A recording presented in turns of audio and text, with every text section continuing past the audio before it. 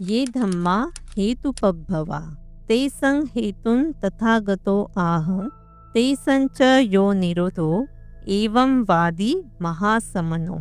आचार्य अस्सजी बुद्धांचा संदर्भ देत, ज्या धम्माचा उदय कारणामुळे होतो, तथागतांनी त्याचे कारण सांगितले आहे आणि त्याचा निरोध कसा होतो हेही सांगितले आहे. हेच आहे महान संन्यासाचे तत्वज्ञान. या साध्या पण गूढ अशा एका श्लोकात उपटिस्स नावाच्या तरुण साधकाने त्या सत्याची झलक पाहिली, जी त्याचे संपूर्ण आयुष्य बदलून टाकणार होती. ही कथा आहे सारीपुत्त आणि मोग्गलान यांची. राजगृहाजवळील उपटिस्स गावात सारी नावाची एक ब्राह्मणी राहत होती, तर जवळच्या कोलीत गावात मोग्गली नावाची दुसरी ब्राह्मणी राहत होती. या दोन कुटुंबांचे नाते नेहमीच अत्यंत निकटचे होते. 7 पिढ्यांपासून मैत्री, परस्पर आदर आणि प्रेम यांचे बंध टिकून होते. एके दिवशी दोन्ही स्त्रिया एकाच दिवशी गर्भवती झाल्या.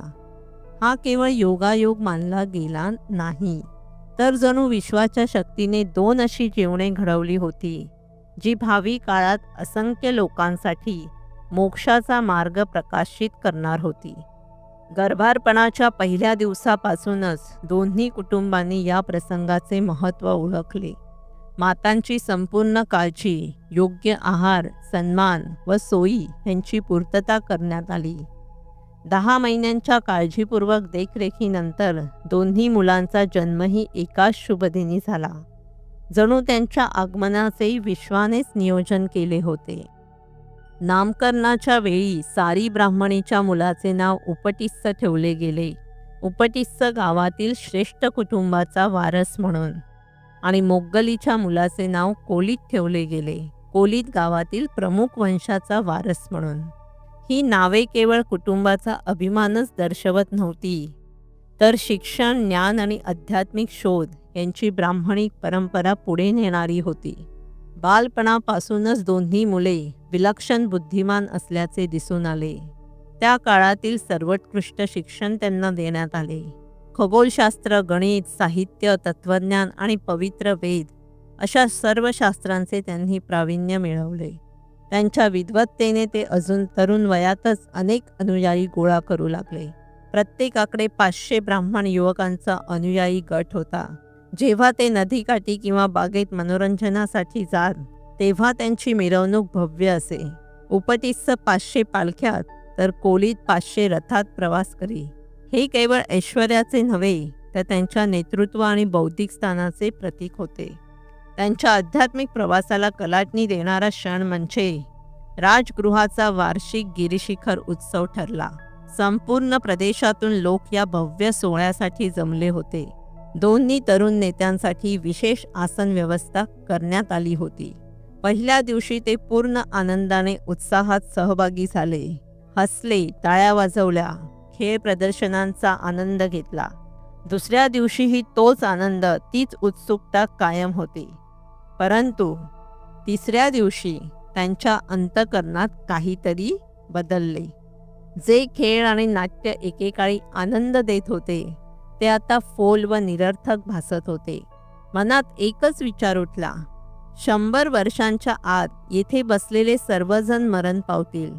या क्षणभंगूर दृश्यात काय पाहावे? आपल्याला मुक्ती देणारे तत्वज्ञान शोधायला हवे. दोघांनीही एकमेकातला हा बदल ओळखला. कोलीतने विचारले, प्रिय उपटिस्सा, तू आज आनंदी दिसत नाहीस, काय झाले? उपटिस्स म्हणाला, कोलीत, या दृश्यात काहीही सार नाही. मला आता मुक्तीच्या मार्गाचा शोध घ्यायचा आहे. पण तूही तसाच का वाटत आहेस? कोलीत उत्तरला, जसे तू म्हणालास तसेच मलाही वाटत आहे. उपटिस्स म्हणाला, आपल्याला मुक्ती हवी असेल तर एकच मार्ग आहे, घर सोडून संन्यासी होणे. पण कोणाच्या अधीन राहून आपण ही साधना करणार? या प्रश्नाने त्यांच्या पुढील शोधाची दिशा ठरवली आणि शेवटी त्यांना बुद्धांच्या शिकवणीकडे नेले. त्यावेळी राजगृहात संन्यासी संचय बेलट्टपुत नावाचा प्रसिद्ध परिवाजक संन्यासी होता. उपटिस्सा आणि कोलित यांनी प्रथम त्याच्याकडे दीक्षा घेण्याचे ठरवले. त्यांच्यासोबत 500-500 ब्राह्मण युवकही संन्यासात दाखल झाले. दोघांनी लवकरच संशयाचे सर्व तत्वज्ञान आत्मसात केले. मग त्यांनी विचारले, गुरुवर्य, आपल्या शिकवणी पलीकडे काही आहे का? संशयने उत्तर दिले, माझे तत्वज्ञान इथपर्यंतच आहे. तुम्ही सर्व जाणले आहात. हे ऐकून त्यांना निराशा वाटली. त्यांनी ठरवले, आपण घर सोडले आहे मुक्तीच्या शोधासाठी. येथे ती सापडणार नाही. पण भारत विशाल आहे. गावोगाव, नगरे, शहरांमध्ये आपण योग्य गुरु शोधू. दोघांनी देशभर भ्रमण केले. जिथे कुठे विद्वान संन्यासी किंवा तत्वज्ञ असल्याचे ऐकले तिथे ते गेले. परंतु सर्वत्र तेच प्रश्न विचारले की ते उत्तरं देत, पण त्यांच्या खोल प्रश्नांची उत्तरे कोणाकडेही नव्हती. अशा प्रकारे त्यांची बौद्धिक श्रेष्ठता तर सिद्ध झाली, पण मुक्तीचा मार्ग अद्याप सापडला नव्हता. संपूर्ण भारतभर भ्रमंती करूनही हवी ती मुक्तीची शिकवण न मिळाल्यामुळे उपटिस्सा आणि कोलित दोघेही परत आपल्या गावाजवळ आले. त्यांनी एकमेकांशी एक गंभीर वचन केले. आपल्यातील जो कोणी आधी निर्वाणाच्या अवस्थेला पोहोचेल त्याने ताबडतोब दुसऱ्याला कळवावे.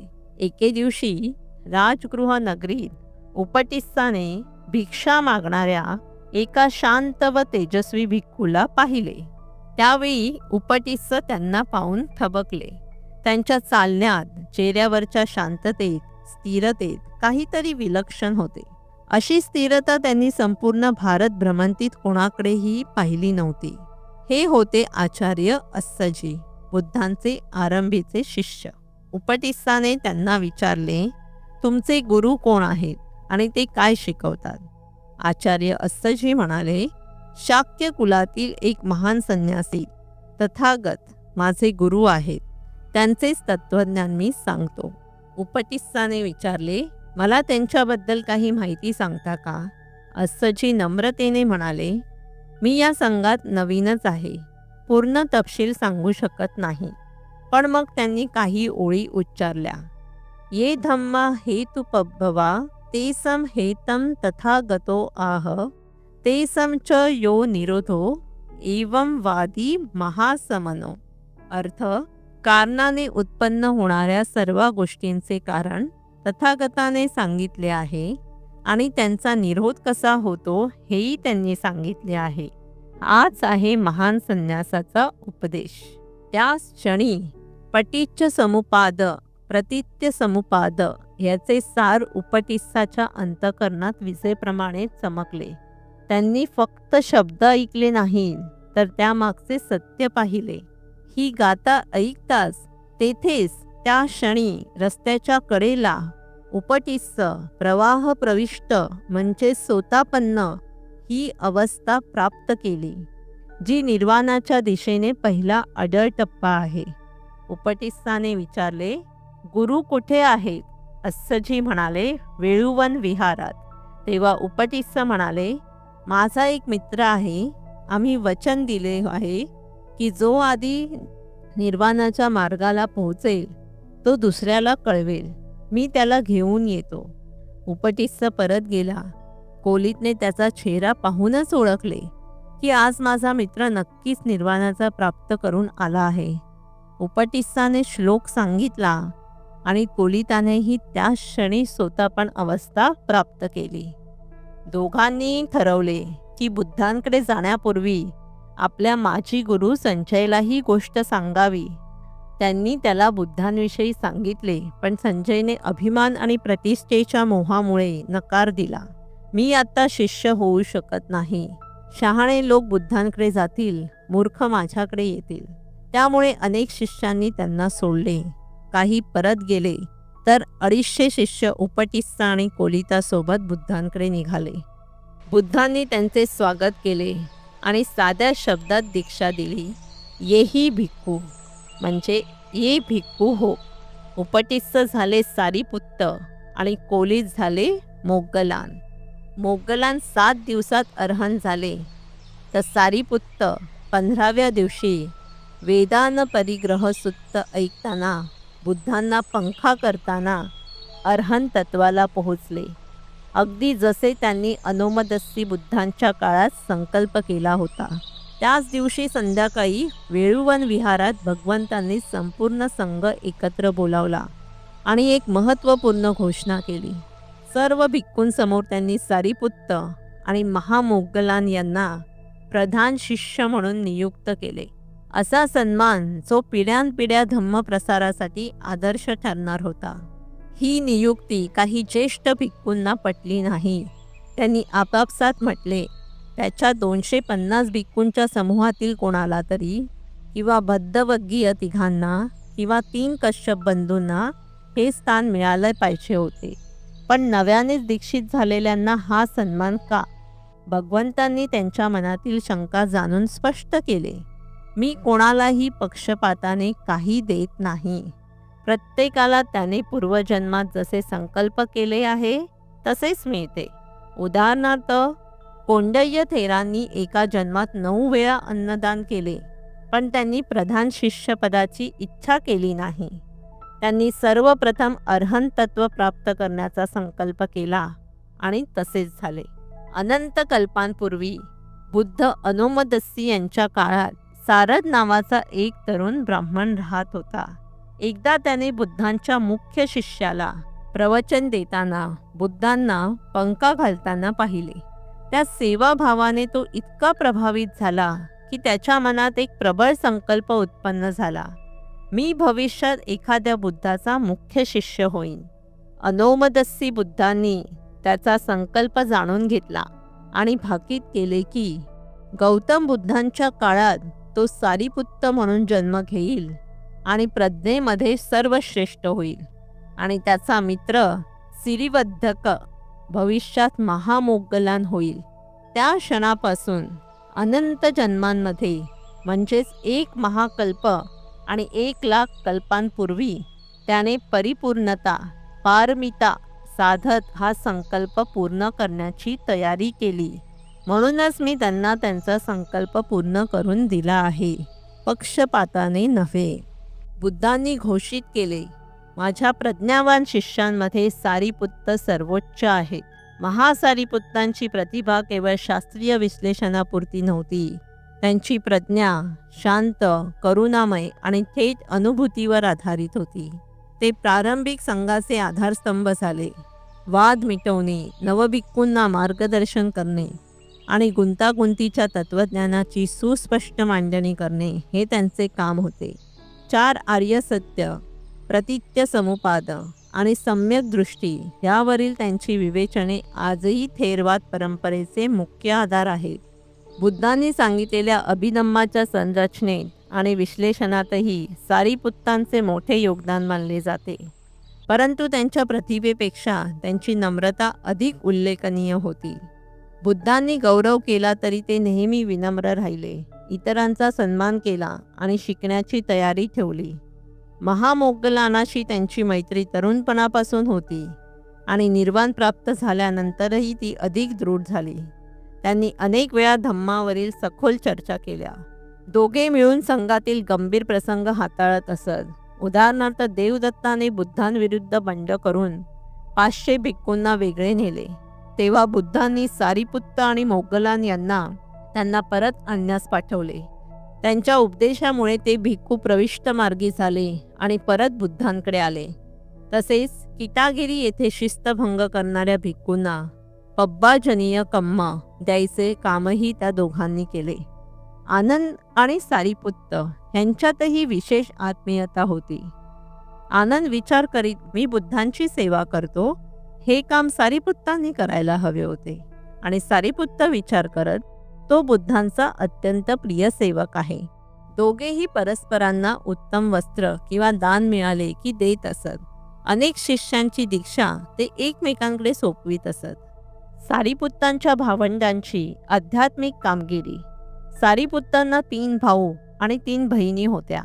चुंद, समूनदेस म्हणजे सामान्य दीक्षित किंवा सामान्य भिक्खू.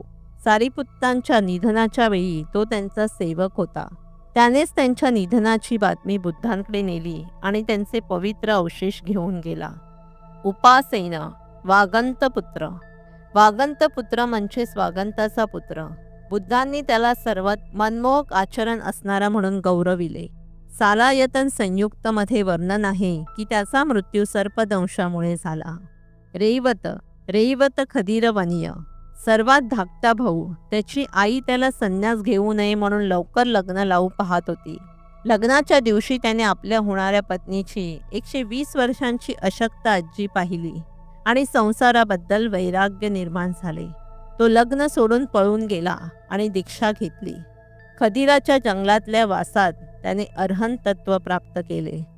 बुद्धांनी त्याला वनवासींमध्ये सर्वोच्च असे स्थान दिले. सारिपुत्तांच्या 3 बहिणी चाला, उपचाला आणि शिशुपचाला तिघीही विवाहानंतर भिक्खुनी सामिनी झाल्या. प्रत्येक बहिणीला एक मुलगा झाला आणि त्या मुलाचे नाव त्याच्या आजीच्या नावावर ठेवले गेले. ही तिन्ही पुतणे रेवत खदीरवनीय यांच्या मार्गदर्शनाखाली सामुनदेस्स म्हणजे सामान्य भिक्खू झाले. थेरगाता आणि भिक्खुनी संयुक्तमध्ये त्यांच्या नावांची नोंद आहे, जिथे त्यांनी माराच्या प्रबोधनात्मक प्रश्नांना दिलेली उत्कृष्ट उत्तरे प्रसिद्ध आहेत. सारिपुत्त हे असे व्यक्तिमत्व होते की विविध स्वभावाचे विविध आध्यात्मिक पातळ्यांवरील भिक्खू त्यांच्याकडे धम्म ऐकायला येत. ते संवाद साधताना सर्वांना आपले विचार मांडायला वाव देत आणि वातावरण हलके, सुंदर व प्रेरणादायी करत. महागोसिंग सुत्तमध्ये वर्णन आहे की पौर्णिमेच्या चांदण्यात सालवनात फुलांचा सुगंध दरवळत असताना सारिपुत्तांनी उपस्थित भिक्खूंना विचारले, या सुंदर वनात कोणत्या प्रकारचा भिक्खू सर्वाधिक शोभा आणेल? प्रत्येकाने आपली मते मांडली. शेवटी सारिपुत्त म्हणाले, जो आपल्या मनावर पूर्ण नियंत्रण ठेवतो, इच्छेनुसार कोणत्याही ध्यानस्थितीत वास करू शकतो, असा भिक्खू या वनाला सर्वाधिक शोभा देईल. सारिपुत्तांनी आपले अंतिम परिनिर्वाण कुठे घ्यावे याचा विचार करताना त्यांना त्यांच्या आईची आठवण झाली. जरी ती 7 अरहंतांची माता होती, तरी तिला त्रिरत्नांवरील श्रद्धा नव्हती. तिची मानसिक क्षमता पाहून त्यांनी जाणले की ती स्वतःपन्न होऊ शकते, पण ते फक्त त्यांच्या स्वतःच्या उपदेशानेच शक्य आहे. तेव्हा त्यांनी ठरवले, माझ्या आईला तिच्या चुकीच्या दृष्टिकोनातून मुक्त करेन आणि ज्या खोलीत माझा जन्म झाला तिथेच माझे अंतिम परिनिर्वाण घेईन. आपल्या सेवक चुंद आणि 500 भिक्खू यांना घेऊन सारिपुत्त बुद्धांकडे गेले आणि अंतिम विनंती केली, भगवंत, मला अनुमती द्या. माझ्या परिनिर्वाणाची वेळ आली आहे. मी जीवनशक्ती सोडली आहे. जगताच्या नाथा, महान ऋषी, लवकरच मी जीवनातून मुक्त होईन. आता येणे जाणे राहणार नाही. हीच शेवटची वेळ आहे. मी तुम्हाला वंदन करतो. थोडका शिल्लक आहे माझ्या आयुष्याचा काळ. 7 दिवसात हे शरीर मी खाली ठेवीन, ओझे टाकून देईन. अनुमती द्या गुरुजी, दया करा प्रभू. शेवटी माझ्यासाठी निर्वाणाचा क्षण आला आहे. जिवंत राहण्याची इच्छा आता सोडली आहे. थेट होकार किंवा नकार देण्याऐवजी, जेणेकरून संप्रदायवादी लोक त्यांचा चुकीचा अर्थ घेणार नाहीत. बुद्धांनी विचारले, तुझे परिनिर्वाण कुठे होईल? सारिपुत्तांनी सांगितले की ते नालक येथे होईल. तेव्हा बुद्ध म्हणाले, सारिपुत्त, तुला योग्य वाटतं ते कर, पण आता तुझे ज्येष्ठ आणि कनिष्ठ भाऊ तुला पाहण्याची संधी गमावतील, म्हणून त्यांना अजून एकदा धम्माचा उपदेश कर. सारिपुत्तांनी आपल्या अखेरच्या प्रवचनात अपूर्व कौशल्य दाखवले. कधी सांसारिक सत्यावर उतरून, तर कधी उच्च तात्विक सत्यावर चढून आणि पुन्हा सोप्या भाषेत उतरून त्यांनी धम्म प्रत्यक्ष आणि दृष्टांतांनी उलगडला. बुद्धांच्या चरणांना वंदन करत त्यांनी म्हटले, या चरणांची वंदना करण्यासाठी मी 1 महाकल्प आणि 1,00,000 कल्प परिपूर्णता, पारमिता पूर्ण केल्या आहेत. माझ्या मनातील इच्छा आता पूर्ण झाली आहे. आता पुढे आपली भेट होणार नाही. हे निकटचे नाते आज संपले. निर्वाणाचे नगर, जे वृद्धत्व रहित, अमर, शांत, आनंदमय, दुःखशामक आणि सुरक्षित आहे, ज्या नगरात अनेक लाखो बुद्ध प्रवेशले आहेत, तिथेच मीही आता प्रवेश करणार आहे. जर माझ्या कोणत्याही कृतीने किंवा शब्दाने तुम्हाला अप्रसन्न केले असेल भगवंत, तर कृपया मला क्षमा करा. बुद्ध म्हणाले, सारीपुत्त, मी तुला क्षमा करतो, पण तुझ्याकडून माझ्यासाठी अप्रिय असा एकही शब्द किंवा कृती कधीही झाली नाही. आता तुला योग्य वाटते ते कर. बुद्धांच्या गंधकुटी प्रदक्षिणा करून चारही दिशांना वंदन केले. मनात विचार आला, एक महाकल्प आणि 1,00,000 कल्पांपूर्वी जेव्हा मी बुद्ध अनुमदस्सींच्या चरणी पडलो आणि तुला पाहण्याची आकांक्षा व्यक्त केली, ती आज पूर्ण झाली. पहिल्यांदा तुला पाहिले ते पहिले दर्शन होते, आता हे शेवटचे आहे. बुद्ध नजरेआड होईपर्यंत मागे चालत गेल्यावर पृथ्वी हादरली. सारीपुत्त नालक येथे आईच्या घरी परतले.